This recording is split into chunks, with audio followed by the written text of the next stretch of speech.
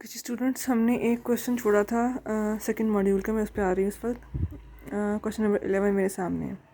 Listed are the equity sections of balance sheets for years 2014 and 2015 as reported by Golden Mine Incorporation. The overall value of stock holders equity has risen from 2.3 billion to 9 point something billion. तो वो बता रहा है कि ये देखो, ये वाली वैल्यू यहाँ से इस तरह से इंक्रीज़ हो गई है। Use the statements to discover how and why that happened. कुछ ऑप्शंस भी दे रहा है, सवाल पूछ रहे हैं। What we have been given, हमारे पास कॉमन स्टॉक मौजूद है, उनकी पार वैल्यू मौजूद है। ऑथराइज शेयर्स पहले मेंशन किए जाते हैं, इसका ताल्लुक नहीं होता कोई भी सवाल के अंदर। हम कौन से लेते हैं? आउटस्टैंडिंग लेते हैं। आउटस्टैंडिंग स्टॉक्स लेने हैं। एक उसने बताया 15 के, एक बताया उसने 14 के। 15 वाले ये हैं और 14 वाले ये हैं। होता क्या है कि 14 में जो आपने स्टॉक्स इशू किए होंगे ना, वो ये सामने फिगर आ गई है। 15 वाले में 14 वाले शामिल होकर नए वाले ऐड हुए हैं। ये 6 है ना, ये 1.2 हो गया, तो यानी कि इसके अंदर 1.2 में ये 14 वाले भी एडेड हैं। ऐसे ही है, paid in capital excess of par है, पहले कम थी अब ज़्यादा हो गई, दैट मीन्स कि इसके अंदर ये वाली फिगर एडेड है। रिटेन अर्निंग्स भी ज़्यादा हो गई हैं, यानी कि आपकी अर्निंग्स बढ़ रही हैं, रिजर्व्स बढ़ रहे हैं, और इन टोटल आपकी बैलेंस शीट ये शो कर रही है फिगर। अब वो आगे कहता है जी, company pay total dividends of 2,40,000 during fiscal year 2015। Option A कह रहा है जी, what was golden mines net income for fiscal 2015। हमारे सामने इनकम स्टेटमेंट मौजूद नहीं है, हमें क्या दिया जा रहा है? सिर्फ बैलेंस शीट का एक छोटा सा हिस्सा। तो अगर मुझे निकालनी हो यहाँ से नेट इनकम, तो क्या करूँ मैं? उसके लिए क्या कर सकती हूँ मैं कि मेरे पास एक फार्मूला होता है किसका? स्टेटमेंट ऑफ रिटेन्ड अर्निंग्स का। क्या फार्मूला था? हम उसमें शुरू करते हैं opening balance of retained earnings, add करते हैं नेट इनकम्स को, लेस करते हैं डिविडेंड्स को, तो क्या सामने आता है?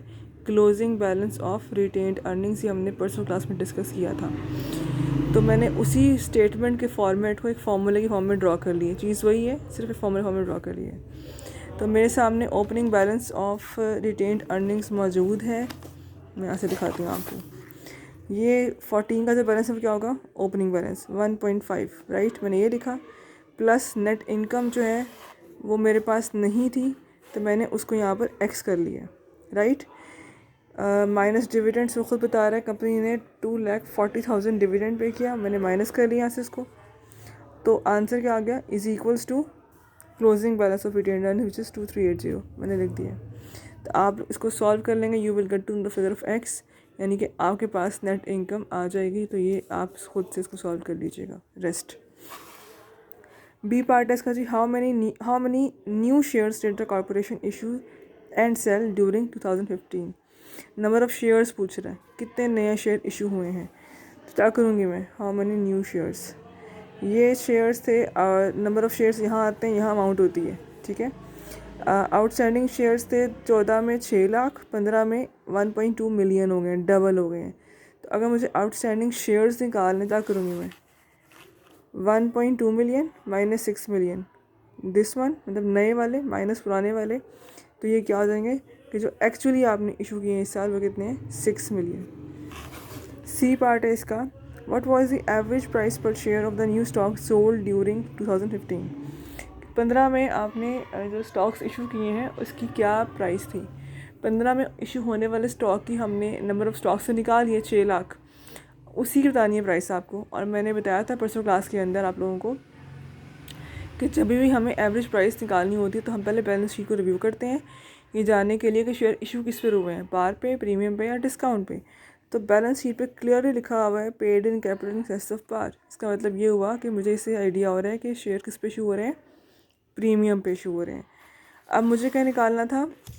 इशूड प्राइस पर शेयर। मैंने फॉर्मूला लिखा हुआ है यहाँ पर, paid up capital plus paid in capital in excess of par divided by number of common stock outstanding.